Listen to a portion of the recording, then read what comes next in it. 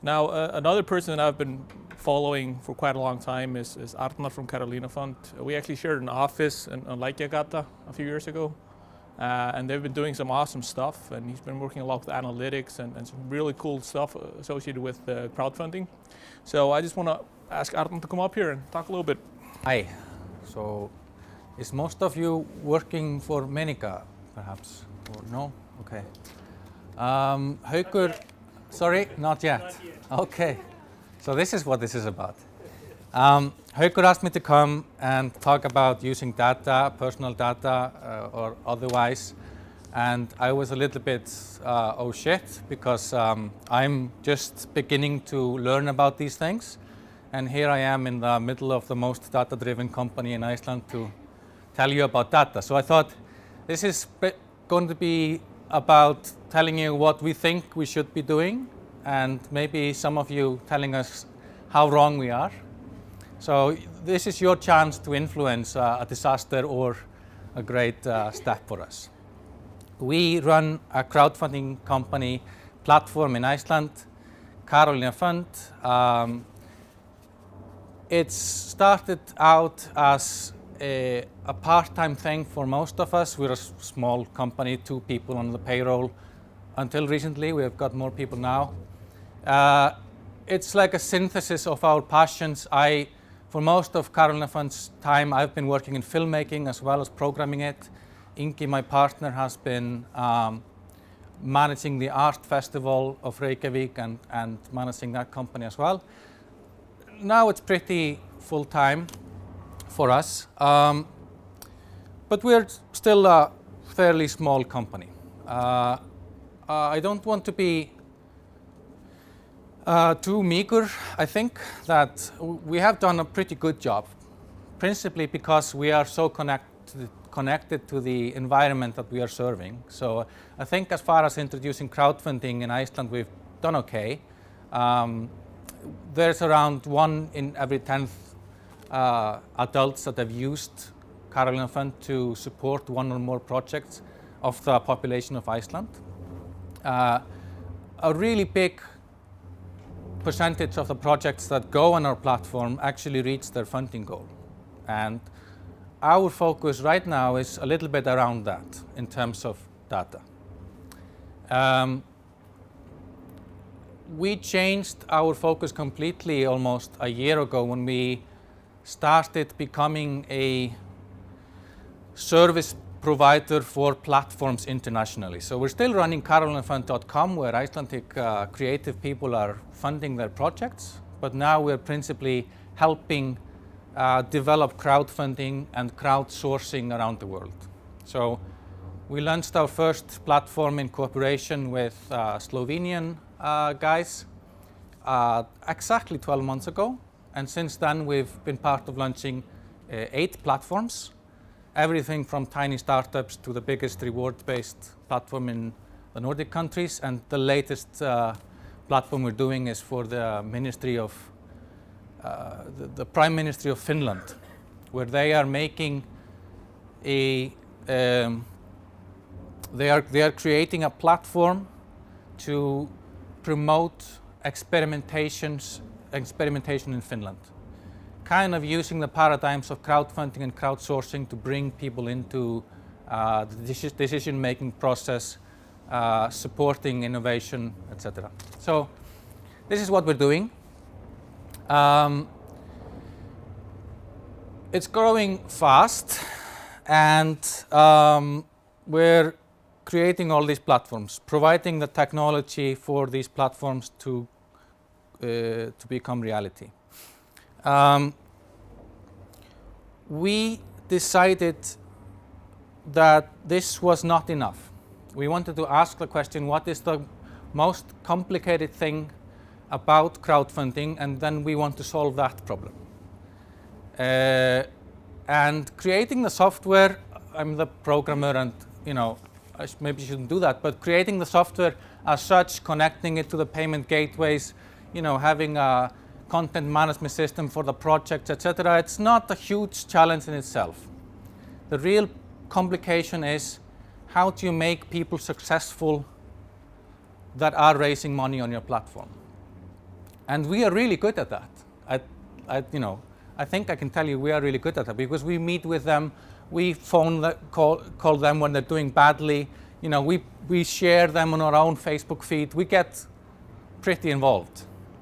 And it's worked well in Iceland.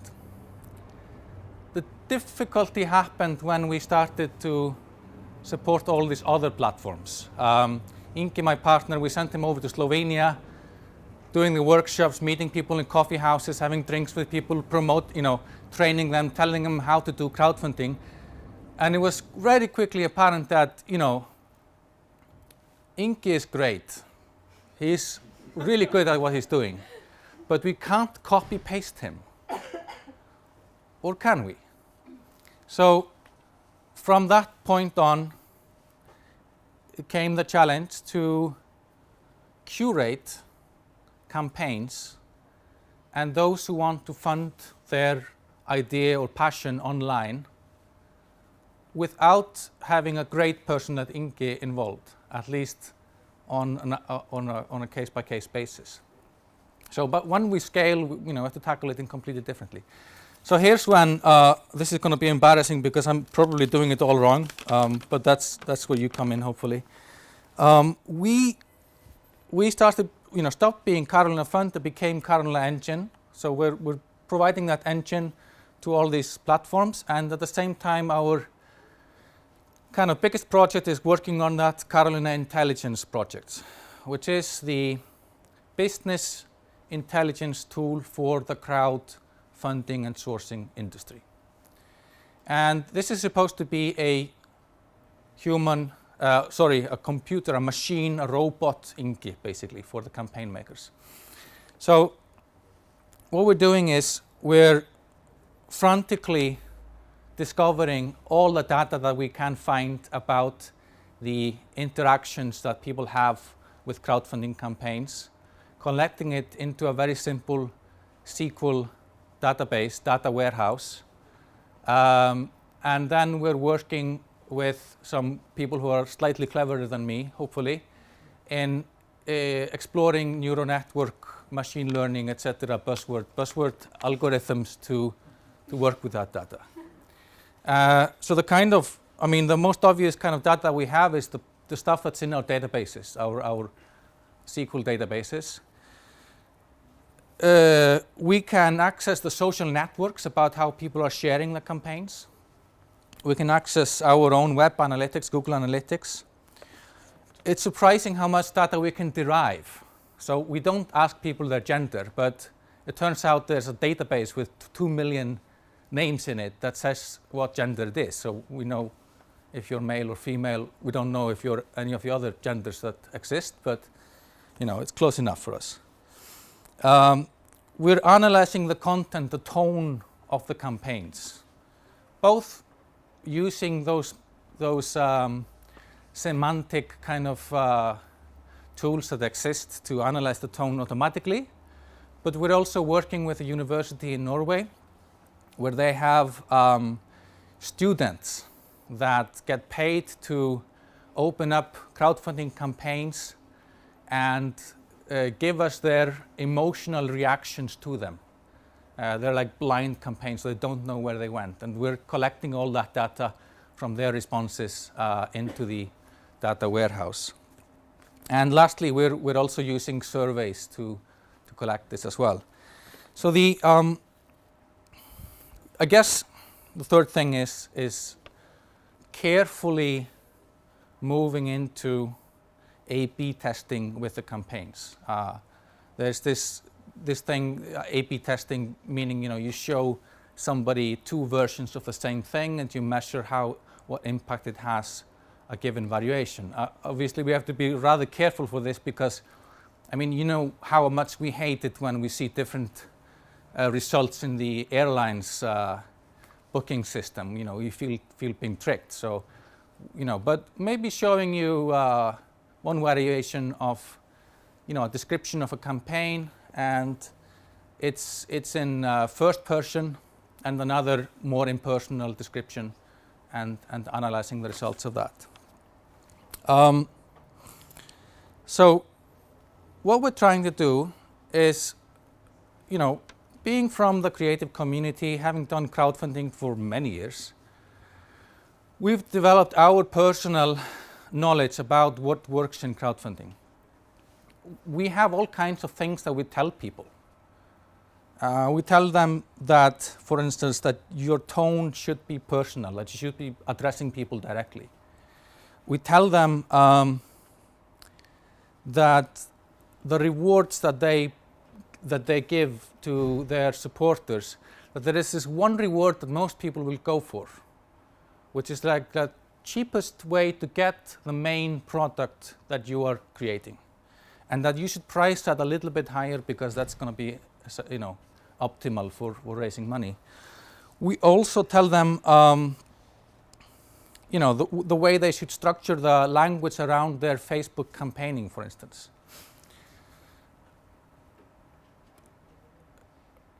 We've been doing that for many years, but we don't actually know if what we're saying to people is correct. We don't have any data to back it up. And also, that's one problem which we'd like to solve. But the other problem is that we can't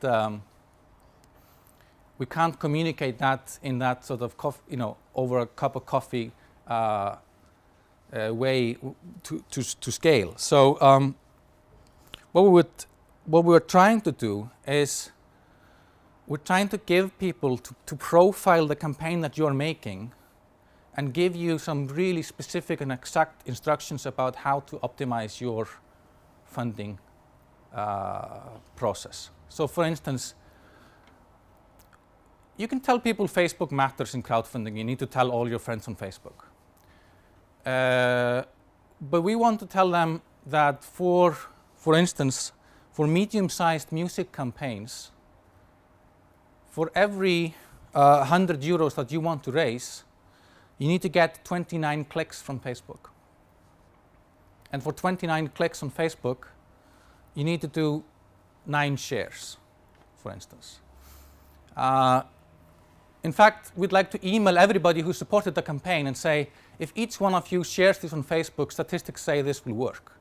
There's still hope. That's a big part of what we do, is that Inge goes and calls the people with the campaigns, and he lies to them, this is going to work. He has no idea. But just saying it sometimes works. So we'd like to be able to kind of replace us with analytics and data. The unicorn vision for us in terms of becoming really, really useful in this world is if through this we can kind of transform our subjective human knowledge into machine knowledge, and this can be the kind of most important tool that you would use for raising money online. So basically, if you're running for president in 4 years, we are the ones you'd like to pay lots of money to raise your campaign funds, because we've got the data, the subjective knowledge, and the analytical tools to help you. So this is kind of our vision. So I'm going to sit down and you're going to tell me how we should do it.